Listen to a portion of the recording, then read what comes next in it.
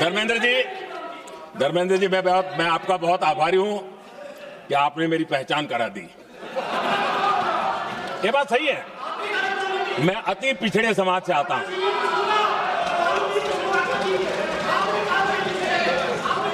धर्मेंद्र जी, मैं आपका बहुत आभारी हूं, और अखिलेश जी मेरे मित्र हैं तो कभी कभी मदद कर देते हैं।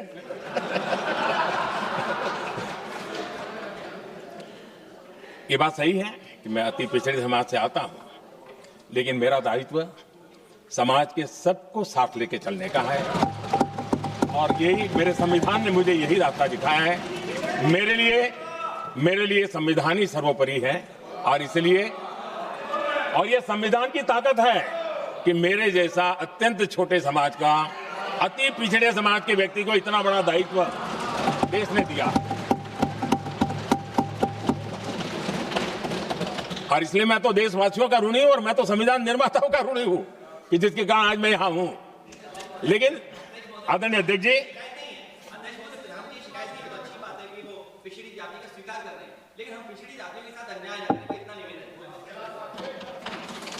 आदरणीय अध्यक्ष जी, आज जीवन के हर क्षेत्र में हम देखें कि नारी शक्ति देश के गौरव को बढ़ाने वाले परचम लहराने में कहीं पीछे नहीं है जी।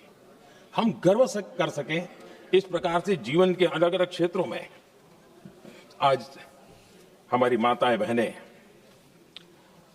बहुत बड़ा योगदान, हमारी बेटियां तो कमाल कर रही है जीवन के हर क्षेत्र में।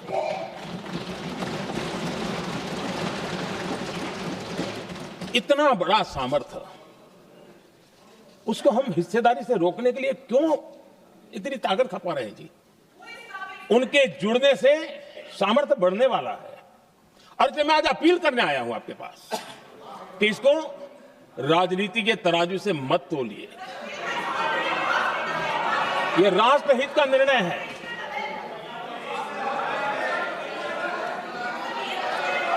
आदरणीय अध्यक्ष जी, आज का हमारे सामने अवसर एक साथ बैठ करके एक दिशा में सोच करके विकसित भारत बनाने में हमारी नारी शक्ति की भागीदारी को एक खुले मन से निर्णय करने का अवसर है, स्वीकार करने का अवसर है। और मैंने जैसा पहले ही कहा कि आज पूरा देश और विशेष करके नारी शक्ति हमारे निर्णय तो देखेगी, लेकिन निर्णय से ज्यादा हमारी नीयत को देखेगी। और इसलिए हमारी नीयत की खोट देश की नारी शक्ति कभी माफ नहीं करेगी।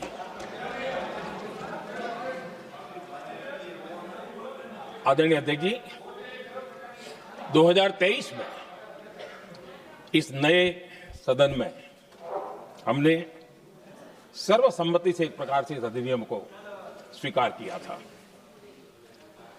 पूरे देश में खुशी का वातावरण बना, उस पर कोई राजनीतिक रंग नहीं लगे, और इसलिए वो कभी राजनीतिक इश्यू भी नहीं बना। तो एक अच्छी स्थिति है। अब सवाल यह है कि हमें कितने समय तक इसको रोकना है। अब यहां जो लोग जनसंख्या वगैरह के विषय उठाते हैं, क्या आपको मालूम नहीं है? मैं चाहूंगा कि अमित भाई अपने भाषण में इन सारी चीजों का उल्लेख करेंगे, जब कि हमने जनगणना के संबंध में कब कब क्या क्या किया था, बाद में कोविड आया, उसके कारण क्या मुसीबत आई, कैसे रुकावटें आई, ये सारी बातें हम सबके सामने हैं, इसमें कोई विषय नहीं है। लेकिन पिछले दिनों जब हम 23 में चर्चा कर रहे थे, तब भी व्यापक रूप से बात यह थी कि इसको जल्दी करो। हर कोई कह रहा था जल्दी करो। अब 24 में संभव नहीं था, क्योंकि इतने कम समय में करना मुश्किल था। अब 29 में हमारे पास अवसर है। अगर हम 29 में भी नहीं करते तो ये स्थिति क्या बनेगी, हम कल्पना कर सकते। फिर हम देश की माताओं बहनों को ये विश्वास नहीं बना पाएंगे कि हम सचमुच में प्रयास सच्चे अर्थ कर सकते थे। और इसलिए समय की मांग है कि अब हम ज्यादा विलंब न करें। इस दरमियान राजनीतिक दल के लोगों से, संविधान के जानकार लोगों से, जो महिलाओं में एक्टिविस्ट के नाते काम करने वाले ऐसे लोगों से भी कई चर्चाएं हुई। कुछ लोगों ने खुद होकर के भी सुझाव दिए।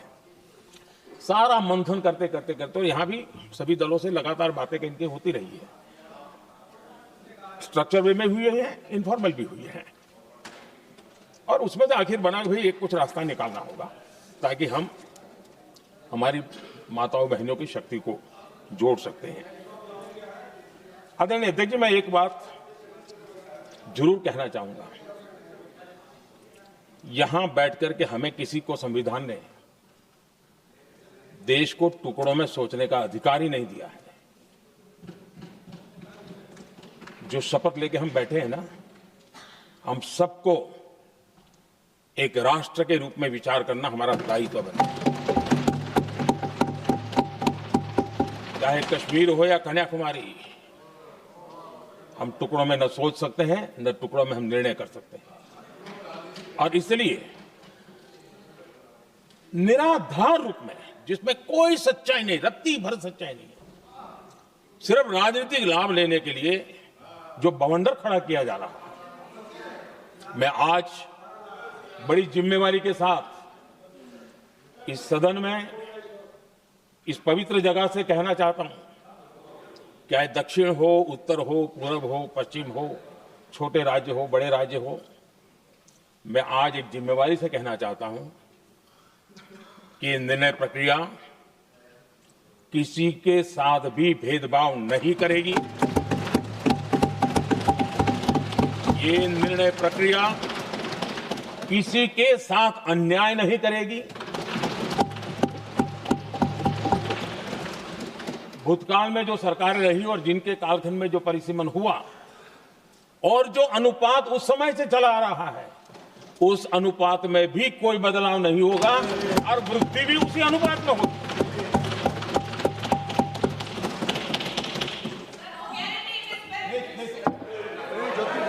अगर गारंटी शब्द चाहिए तो मैं गारंटी शब्द उपयोग करता हूं। वादा की बात करते हो तो मैं वादा शब्द उपयोग करता हूं। अगर तमिल में कोई अच्छा शब्द हो तो वो भी मैं बोलने के लिए तैयार हूं। क्योंकि जब नियत साफ है तो फिर शब्दों का खेल करने की हमें जरूरत नहीं है जी।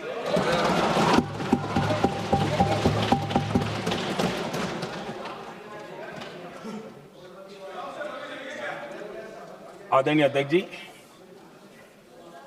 मैं आज सदन के सभी साथियों को यह भी कहना चाहता हूं कि साथियों, हम भ्रम में न रहे, हम उस अहंकार में न रहे, और मैं हम शब्द प्रयोग कर रहा हूं, मैं और तुम की बात नहीं कर रहा हूं। हम इस भ्रम में न रहे कि हम देश की नारी शक्ति को हम कुछ दे रहे हैं। जी नहीं, उसका हक है। और हमने कई दशकों से उसको रोका हुआ है। आज उसका प्रायश्चित करके हमें उस पाप में से मुक्ति पाने का यह अवसर है।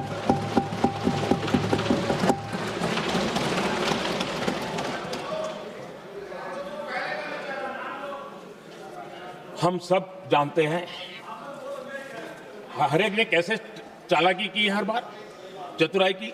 बिल्कुल हम तो इसके पक्ष में ही हैं, लेकिन हम इसके साथ ही है। लेकिन हर बार कोई न कोई टेक्निकल पूंछ लगा दी इसको और इसको रोका गया। हर बार ऐसी चीजें लाई गई है। हिम्मत नहीं है कि हम 33% महिलाओं के आरक्षण का विरोध कर पाए। वो तो जमाना चला गया। आपको करना नहीं है, लेकिन कहने की हिम्मत भी नहीं है। और इसलिए टेक्निकल बहानेबाजी, ये करो तो ये, वो करो तो वो, डिगरा करो। अब देश की नारी को नहीं समझा पाओगे। सदन में नंबर का खेल क्या होता है वो तो समय तय करेगा, लेकिन ये पक्का है कि अब इन भांति भांति के बहानेबाजी, भांति भांति टेक्निकल मुद्दों के आधार पर चीजों को उलझा करके 3 दशक तक इसको अड़ंगे डाले हमने, फंसा के रखा। आपने जो अचीव करना था कर लिया, अब छोड़ दो ना भाई। 3 दशक कम पड़ते हैं क्या रोकने में? 3 दशक तक आपने रोका, फिर भी कुछ कर नहीं पाए, तो अब तो करो।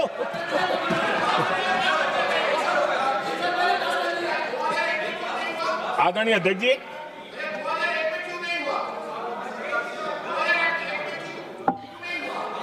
यहां कुछ लोगों को लगता है, आदरणीय अध्यक्ष, यहां कुछ लोगों को लगता है इसमें कहीं ना कहीं मोदी का राजनीतिक स्वार्थ है।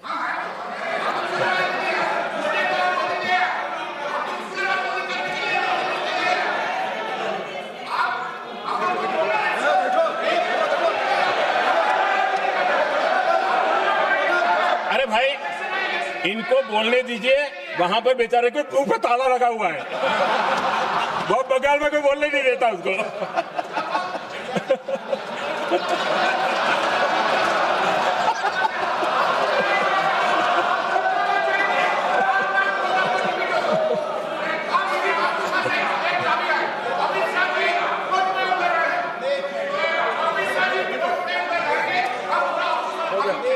आदरणीय अध्यक्ष जी,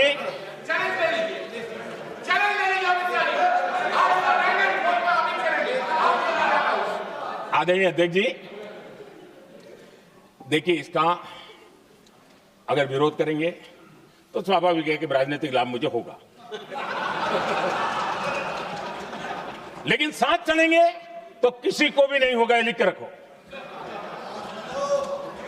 किसी को नहीं रहेगा, क्योंकि एक फिर अलग पहलू हो जाता है, फिर किसी को फायदा नहीं होता। और इसलिए हमें क्रेडिट नहीं चाहिए। जैसे ये पारित हो जाए, मैं कल एडवर्टाइजमेंट दे करके सबका धन्यवाद करने के लिए तैयार हूं, सबकी फोटो छपवाने के लिए तैयार हूं। क्रेडिट आप ले लो, चलो। क्रेडिट की चिंता है क्या है जी, ले लो ना क्रेडिट। आपको जिसकी फोटो छपवानी है सरकारी खर्चे से हम करवा देंगे।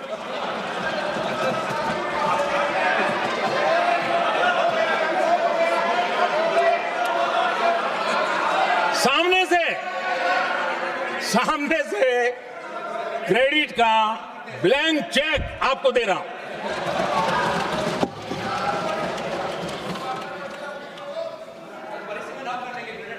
आदरणीय अध्यक्ष जी, हमारी संसदीय लोकतंत्र में महिलाओं की भागीदारी ये सिर्फ आंकड़ों का खेल या एक लोकतांत्रिक व्यवस्था में सुधार इतना सीमित नहीं है। लोकतंत्र की जननी के रूप में, मदर ऑफ डेमोक्रेसी के रूप में ये निर्णय भारत का कमिटमेंट है, ये सांस्कृतिक कमिटमेंट है।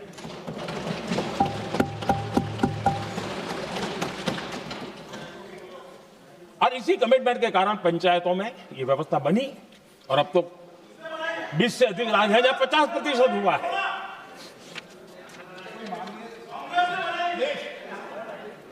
और हमने अनुभव किया है, मुझे लंबे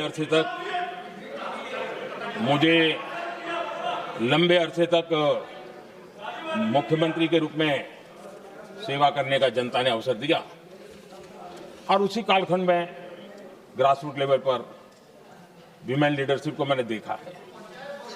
मेरा अनुभव है कि संवेदनशीलता के साथ समस्याओं के समाधान में उनका कमिटमेंट बहुत ही परिणामकारी रहते थे, विकास की यात्रा को गति देने में रहते थे।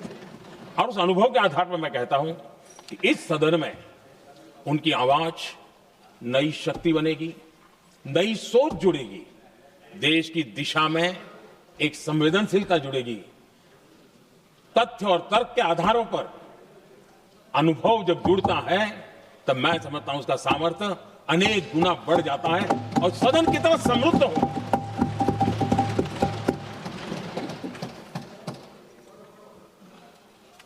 आदरणीय अध्यक्ष जी, हमारे देश में अनुभवी नारी शक्ति की कोई कमी नहीं है, सामर्थ्यवान में कोई कमी नहीं। हम भरोसा करें वे कंट्रीब्यूट करेंगे, बहुत अच्छा कंट्रीब्यूट करेंगे।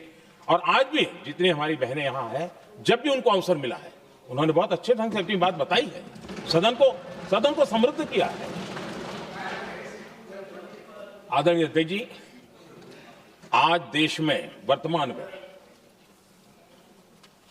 देश में 650 से ज्यादा पंचायतें, डिस्ट्रिक्ट पंचायत, करीब 250 महिलाएं उसका नेतृत्व कर रही है और केंद्र के कैबिनेट मिनिस्टर से ज्यादा उनके पास जिम्मेवारी और धन और व्यवस्था होती है, काम करती है जी।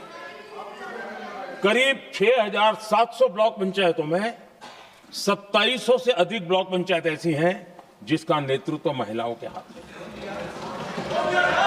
आज देश में 900 से अधिक शहरों में अर्बन लोकल बॉडीज की हेड के रूप में मेयर्स हो या स्टैंडिंग कमेटी का काम देखने वाली बहनें हैं, उनकी ताकत है।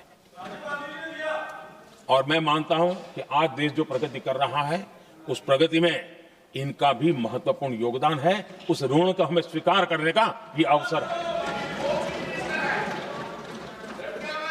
और जब ये अनुभव सदन के साथ जुड़ेगा तब वो अनेक गुना ताकत बढ़ा देगा। आदरणीय अध्यक्ष जी, एक लंबी प्रतीक्षा एंड एक प्रकार से हम सबके लोग ये सवालिया निशान पैदा हो, ऐसी परिस्थिति हम ही लोगों ने पैदा की है। ये अवसर है कि हम पुरानी जो कुछ भी मर्यादाएं रही होगी, मुश्किलें रही होगी, उसे बाहर निकले, हिम्मत के साथ हम आगे बढ़े और नारी शक्ति का राष्ट्र के विकास में उनकी सहभागिता को हम सुनिश्चित करें। और मैं पक्का मानता हूं कि अगर आज हम मिलकर के निर्णय करते हैं, और मैं तो आग्रह करूंगा कि हमें सर्वसम्मति से इसको आगे बढ़ाना चाहिए। और जब सर्वसम्मति से बढ़ता है तो ट्रेजरी बैंक पर एक दबाव रहता है जी, उनको भी लगता है भाई सबका इसमें हक है, हर एक की बात मान के चलो, कोई नुकसान नहीं है। सामूहिक शक्ति से तो अनेक परिणाम हमें अच्छे मिलते हैं। आदरणीय अध्यक्ष जी, मैं ज्यादा समय न लेते हुए इतना ही कहूंगा कि इसको राजनीति के तराजू से न तोलें।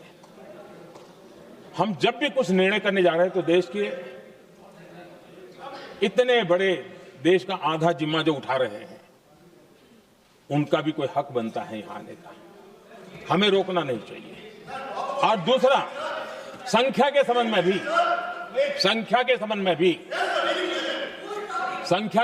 भी एक मत पहले से बनता आया था, चर्चा थी कि साहब ये जो है इनका कम मत करो, अधिक कर दो तो जल्दी हो जाएगा। वो अधिक वाला विषय वो आया है कि चलो भाई पैसे जो संख्या थी 33% और बढ़ा दो, ताकि किसी को ऐसा न लगे कि मेरा हक चला गया। एक नई शक्ति जुड़ेगी, अतिरिक्त शक्ति जुड़ेगी। और अब सदन की रचना भी तो अब पहले से हमने सोच कर रखा है, जगह तो बना ली है। और आदरणीय अध्यक्ष जी, मैं लाइटर में मैं जरूर कहना चाहूंगा, हर एक के अपने राजनीतिक कारण होते हैं और पराजय का डर जरा हैरान करने वाला होता है, लेकिन अपने यहां जब कोई भी शुभ काम होता है उसको नजर न लग जाए, इसलिए काला टीका लगाने की परंपरा है। मैं आपका धन्यवाद करता हूं काला टीका लगाने के लिए। बहुत बहुत धन्यवाद।